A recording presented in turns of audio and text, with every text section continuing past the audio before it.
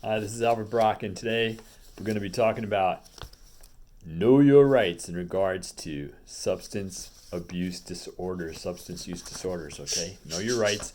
This is coming out of Michigan from the Detroit Wayne Mental Health Society, so you'll need to tailor it for your particular area if you're not in Wayne County in southeast Michigan. But I think this is going to give us a good overview of what your rights are when you're dealing with a substance use disorder. Now, your rights, what are they talking about? In this case,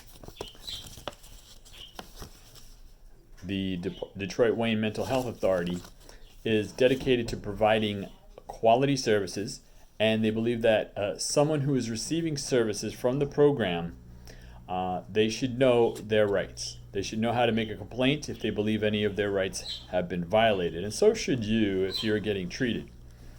Of course, I recommend participating in the program, cooperating with the program unless you see something seriously erroneous. And then you have a choice. You can please report it, but you can remove yourself immediately if you feel that you're in danger. But don't remove yourself if you just want to go out and get some other drugs. That's not the way to deal with it, okay? So you have the right to know how much services cost. And this includes, like, if you're in one of those free houses or the service houses that occur, safe houses in Florida that are such a problem, you deserve to know what those actual costs are, because they may not tell you, and they really need to tell you. That's your right to know that. And how much you must be paying, how much you pay, how much your insurance company is paying, how much any other costs are associated with it, if your parents are being charged, all that should be made known to you. Now, when a violation of program rules could lead to your discharge, they need to let you know what those rules are up front. And of course, this should include not using drugs, not dealing drugs, and not interacting with those who sell or use them, okay? It's all about getting well, and those are a few of the things to do. Now, you have the right to know about any drugs that are given to you during your treatment. You have the right to know how much they're giving you, what the effects are, what the counter effects are, what you shouldn't be using. And I'll tell you right now, if they're giving you something for withdrawals, you don't want to be using something else and not telling them about it. You don't want to do that. If the rule says don't use anything else besides this, don't do anything else besides that. Do not use any other drugs if they're giving you drugs for treatment. Every one of the other drugs that you might use, they may become just a substitution for the drug that you were using, and they could get you kicked out of the program. And some of them can have serious side effects, especially as you're removing yourself from whatever drug you're using now. Using another drug just introduces a whole other set of problems. It may seem to help. Please don't self-medicate. Learn about the drugs or any chemicals you're being given to help you in your treatment. And you'll need to ensure yourself that any information that you provide about you will be used in your treatment, and that if you or information about you will be used in any research or experiment.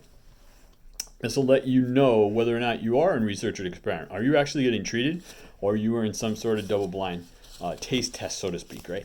So you want to ensure that you are getting treated and you're not in some sort of experiment or some sort of research. If it's not proven, why are you there, right? You want a proven exit. So unless you know and you're ready and prepared to work with an experiment or a research program, you wouldn't want to be involved in it. That is my opinion. Now, you have the right to all your civil rights guaranteed by state and federal law in any one of these programs, whether it's here in Southeast Michigan or wherever you are in the United States of America and its territories. You have the right to suggest changes in your service. If you want a different service, you have a right to suggest changes to it.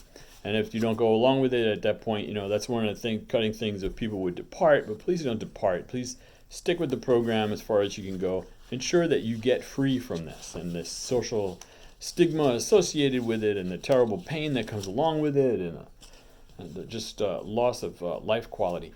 So you can expect this organization, the Department of the Detroit Wayne Mental Health Authority, if you're involved with them, to look into any complaints that you might make. You will be expected to help make up your own treatment plan here and hopefully where you're elsewhere, so that you have some input into what's going on. Unless you're seriously ill, and then you would just want to get the treatment that you need to get better. You can at any time refuse the services and be told what will happen if you do. Okay, and this is a case where, if you're stuck in one of those strange places, those houses in Florida, for example, or anywhere in the United States that are overcharging and not actually providing the services, then you can listen to what they have to say and write these things down, okay? So when you go for services elsewhere to get help, and also to remind yourself what occurred, right? You'll know what's going on. So you have the right to talk with your own doctor or your lawyer. They can't stop you from doing that. If you have a separate doctor or a separate lawyer from the ones that you're working with at the facility, you can still talk to those people. Hopefully they're not trying to get you drugs or get you out of the place just so you can go and hurt yourself some more. That you want to avoid, right?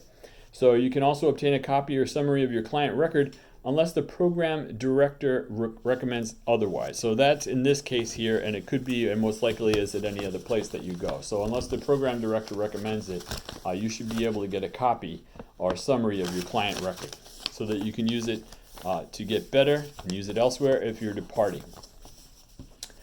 You have the right in this case, and I would expect it in all places, to expect that the program staff will not abuse or neglect you.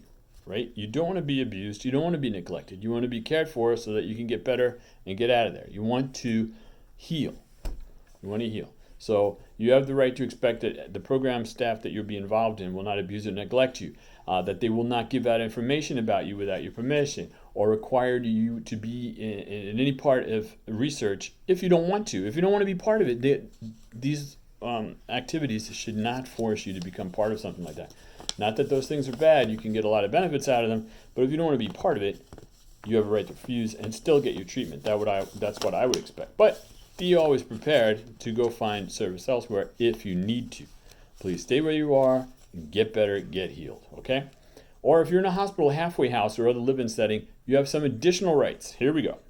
All of the rights have special limits, and these additional rights include, but are not limited to, knowing all the rules about having visitors. Are you allowed to have visitors? What kind of visitors you have? And make sure you're not inviting someone in that's having some difficulty with drugs themselves and carrying any drugs and making a problem. You want to avoid that at all costs. You have rights to not being restrained physically or by drugs unless authorized by a physician, okay? So you also have the right to refuse to do work for the organization unless the work is part of the treatment plan and has been agreed upon, and else other information. And you should have space to put your own personal belongings, and keeping your own money. You should be able to control your own money, income, and outcome. Please don't use it on illicit drugs. Start to get clean. If you want to know more, you would follow up with the program rights advisor for further details, or whoever you're working with that got you into that particular location. Follow up with them. Find some more assistance. Talking more is better. Okay? More communication is better. You're not alone in this or anything else, so communicate. Begin to enjoy your life. Now, your responsibilities would include here and also in other locations. You'll see they're familiar, right? You're responsible for payment of your bill. If you're getting billed, you got to pay your bill. Have you worked it out? Did you find out how much it cost? Did you arrange to get the cost to get covered? These are not problems that will force you, oh, I feel so bad, I want to go back and use drugs. These are all opportunities for you to work things out, right? Of course, you don't want to get ripped off, so you'd want to see a counselor about that, right? Maybe someone outside of the group so you can figure out how can I fix my credit? Now, you got to be careful, because I'll tell you one thing, and this is very important to know. And some people know it, but not many. Folks that are dealing with drug problems, especially folks that started in their teens and came on through, and older ones too, they usually have very good credit ratings waiting for them. Okay, so you got to be careful with that, because that's an advantage for you. That's an advantage for you when you want to get better, because you're set up, you're ready to go, and you can take advantage of that. Why? Because you didn't, while abusing drugs, you aren't abusing or using credit. So you didn't get nailed into this box. You have an opportunity now. I've been told by banking professionals that sometimes a person who's struggling with addiction, who's decided to leave that life, is in a much better position than someone, of course, who is not, but someone who didn't have a problem. Isn't that unique? Okay, so this is a special incentive program for you to look into and be aware of. You have opportunities waiting for you, okay? All right. Now, you're responsible for knowing if your insurance company will pay part or all of your bill. got to check it out. Again, back to the point. Did you get you got to learn the charges at the place, how they're going to charge them, who they're going to get charged, who's going to pay them, who's responsible for them. Are you directly responsible versus going through your insurance? You have to work all that out. And just because it doesn't look great in the first place, do not let that stop you from getting better. Okay? Continue your personal struggles to get out of there. All right? Don't let that stop you. Now, you're responsible for following the rules of this program and any program, right? They give you a list of the programs. They should be clear about it. You find out how you're going to deal with it, and that's what you deal with. Now, you're responsible for following the rules of the program. You're also responsible for being considerate of the rights of others who are recipients or services of the staff. So there's other folks there getting serviced, right? You don't have to be friends with them. You don't have to share your life story with them. You don't have to tell them everything. You don't have to invite them into your life and give them everything you have. If that's the way you are, that's great, right? But you don't want to expose yourself. You don't want to hurt yourself, and you don't want to hurt others. You don't want to be rude to others and tell them, "Oh, you're not a real alcoholic. You're not a real addict. You haven't done this. You haven't done that. You have to meet these certain criteria." Keep it to yourself, right? Everybody's there to get better, and that is to stop using drugs and pretty much hang in with anybody that does or sells them, right? So you and your rights advisor. At this place, they have a rights advisor. You may not have one at the location you go to. You may be just in the house, right? And you're there, and you're on your own. You got the rules. You got to pay. Wow, there you go, right? But somewhere, you may get yourself a social worker, which are available to you in all the counties in the United States of America. Everybody, you can go get yourself a social worker and find someone who's going to work with you, or your doctor, or your physician, or a minister. Even if you don't care, or even if you declare yourself an atheist. I see this so many times. Do I have to include God in it? Look, it's up to you. But talking to folks that know how to get out of this and deal with it is a good idea, no matter who they are. Well, you got to be careful with that one, right? So be open, be ready. You're on your way out, and you're on your way home. You're on your way to a free and good life. Now, if you think your rights have been violated at this program or any program, talk to your rights counselor if you can find one. Otherwise, talk to your lawyer. If you can't find one of those, talk to your social worker. If you can't find one of those, you'll be able to find some public advocate somewhere, somehow. You can get access to the computer. You're on it right now, and you can do that way, or telephone call here or there, otherwise. Your rights advisor's name and phone number will be on the back of this brochure. So they're on the back of this brochure. I'm not going to share that because that's particularly for this one location. But I'm going to give you their phone number in a while anyway for Southeast Michigan. But if you're not in Southeast Michigan, again, this is general information for you when you're dealing with your substance use disorders and going to get help for them, right? Now, what can you do? At that time, you can talk to your rights advisor or the person that's assisting you or advising you. Maybe together you can find a simple solution to your complaint. Maybe it's simple. Maybe you don't want to sleep on the top bunk. You want to sleep on the bottom bunk. Maybe you don't want to sleep in a dual room. Maybe you're done with the place and started getting ready to move out, but you got no idea how to do that, or you don't know where you can go, or if you can afford it, et cetera, so forth. You've got options for you. There's local employment companies, and even though they talk about lack of housing in the United States, you will be able to find something. If that doesn't work, you can fill out a formal complaint, and your rights advisor does that. So if there's a formal complaint thing, you can go ahead and do that if you want to. And after you give your complaint to the rights advisor in this place, it'll be investigated, and you'll get a written response within 30 working days. By that time, the problem might be over with, or you might be out there going on to something else, something better for you and your family. Now, if you don't accept the written response, you got 15 working days in this case to file an appeal. And you got all this appeal material going on to the regional rights consultant. Your rights advisor will provide you with appeal forms. You can request one by writing to the DWMHA or whatever organization you're working with if it's gotten to that point. Sometimes if you're in a house, right, and you're in a halfway house or a three-quarter house, it might be as simple as, hey, go to another house, right? Go somewhere else and stay away from the drugs and the people who use and sell them, and you're going to be on the right path. You're going to be on the right path. If you don't agree with the written response to your appeal in this case, you can file another appeal to the state's rights coordinator. So it just goes on, and you keep working on through that, and they'll solve it for you.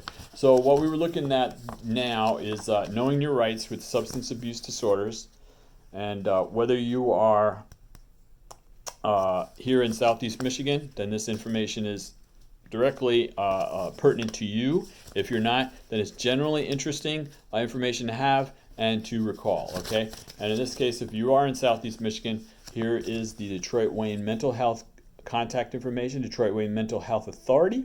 They're located at 707 West Milwaukee Street in Detroit, Michigan, 48202. And the local phone number is 313-833-2500.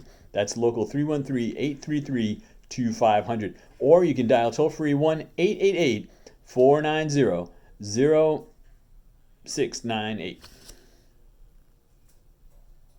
1-888-490-9698. Okay, that's 1-888-490-9698.